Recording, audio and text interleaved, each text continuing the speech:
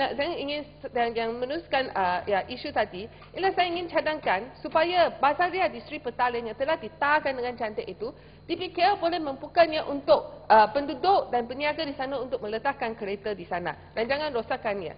Isu ketiga ialah papan tanda projek baru telah dilihat oleh orang ramai. Ya, saya akan gulung.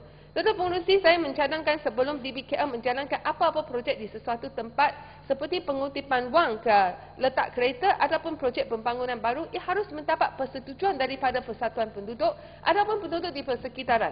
Di sini saya ingin membangkitkan ketidakpuasan penduduk di Shanghai Garden di Jalan Kerang Lama kerana satu projek kondominium 30 tingkat yang akan dibina di sebelah Shanghai Garden.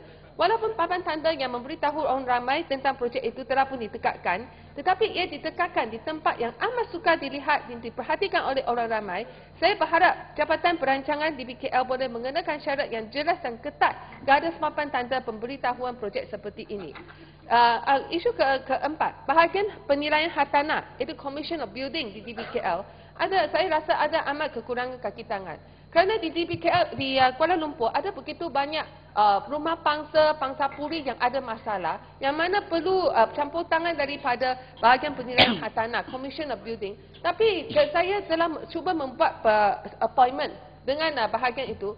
Sudah 3-4 bulan saya masih tidak dapat berjumpa dengan pegawai yang pegawai kanan yang terlibat. Saya rasa sangat susah hati kerana saya menghadapi desakan daripada penduduk yang menghadapi masalah. Jadi saya berharap yang bahagian ini ditampakkan kaki tangan dan lebih efisien. Muhammad, Muhammad tak perlu baca lah, cakap saja lagi cepat. Okey. Dan juga mengenai isu kelima ialah saya cadangkan DBKL menetapkan tempat peribadatan bukan Islam di projek perumahan baru. Baik. Di banyak projek perumahan baru hanya masjid ditetapkan tetapi bukan yang tempat peribadatan bukan Islam. Jadi sekarang apa berlaku ialah mereka menjadikan rumah teres. Rumah teres dijadikan sebagai tokong. Jadi Datuk Pengerusi, ini memang satu perkara yang amat serius kerana saya selalu terhempit dalam kes seperti ini. Saya perlu tolong orang tokong ke atau tolong penduduk di sana? Kalau saya berpihak kepada tokong, saya akan dikritik oleh penduduk di sesuatu kawasan. Tapi kalau saya berpihak kepada penduduk, saya akan disifatkan sebagai saya membantah sesuatu agama. Jadi saya rasa kalau DBKL tidak mengambil perkara ini dengan serius, kita akan menghadapi banyak masalah dari segi ini. Dan juga isu keenam, tanah runtuh berlaku pada April tahun 2000 di Jalan Tempita 7 di Taman Salak keluarkan Selatan. perkara masalah dan minta tindakan yang telah cukup. mencedaskan 3 rumah masa cukup. 3 rumah teres ini, Datuk Pengerusi, ini adalah mungkin kali terakhir saya dapat berucap tentang masalah DBKL sebelum pilihan raya yang akan datang.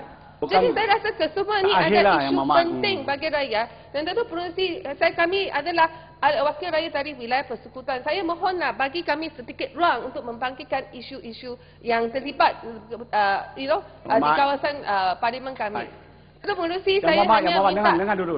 Yang Muhammad tadi sendiri meminta supaya saya membenarkan yang Muhammad berucap. Ya, tapi Datuk Pengerusi, you ganggu saya. Saya terpaksa jawab dan saya dapat kalau tak mau ikut saya mau teruskan. saya. Saya rasa adalah sangat tidak adil bagi Datuk Pengerusi untuk selalu mengatakan masa cukup. mana kita dapat mengutarakan. Yang Muhammad janji 5 minit saya sudah kasih peluang. Itu sebab saya minta supaya yang Muhammad duduk.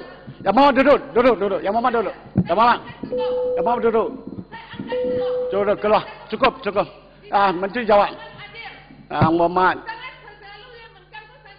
Yang Muhammad sendiri. Yang sikap mengenai Pengerusi ini tidak mendapat penghormatan saya. Yang Muhammad sila keluar. Saya Jangan. Yang Muhammad okey dengar. Okey. Bila semua duduk. Saya cakap. Saya terangkan terakhir. Tadi Yang Muhammad minta supaya saya menakan beliau berucap 5 minit. Yang Muhammad mula berucap pada 12. Tak apa, saya bersetuju dan saya cadangkan supaya Yang Muhammad tidak perlu masuki kepada detail soalan keluar, minta tindakan kerajaan, tak payah baca dengan apa melalui itu laptop. Jadi saya suruh nasihat. Jangan cukup Yang Muhammad Menteri jawab. Yang Mama tak perlu. Terima Menteri jawab. Yang Berhormat cukup. Ya, Terima Menteri jawab. Tuan Yang Dipertua. Terlebih dahulu saya Yang Berhormat seputar surat tidak menghormati Yang Dipertua, jadi cukup. Terima kasih Tuan Yang Dipertua.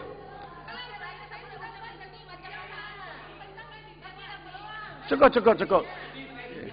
Yang apa? Tak apa Yang Berhormat. Yang Berhormat Terima kasih Tuan Yang sendiri. Dipertua. Terlebih dahulu saya Yang Berhormat sendiri. kepada Terima semua ahli. Menteri. Yang Berhormat sendiri telah kata tidak menghormati speaker. Jadi apa perlu saya untuk membenarkan Yang Berhormat sambung ucapan. Terima Menteri. Yang Dipertua. Terlebih dahulu saya mengucapkan terima kasih kepada semua ahli Yang Berhormat yang telah mengambil bahagian dalam membahaskan perkara di bawah bidang kuasa Kementerian Wilayah Persekutuan semasa membahaskan bajet 2008 pada peringkat jawatan kuasa ini. Didapati beberapa perkara telah dibangkitkan oleh ahli-ahli Yang Berhormat dalam perbahasan di peringkat jawatan kuasa ini. Saya akan berusaha untuk memperjelaskan perkara-perkara yang dibangkitkan itu sepanjang tempoh perbahasan ini. Yang Berhormat, bagaimana sila duduk? Tuan Pengerusi, saya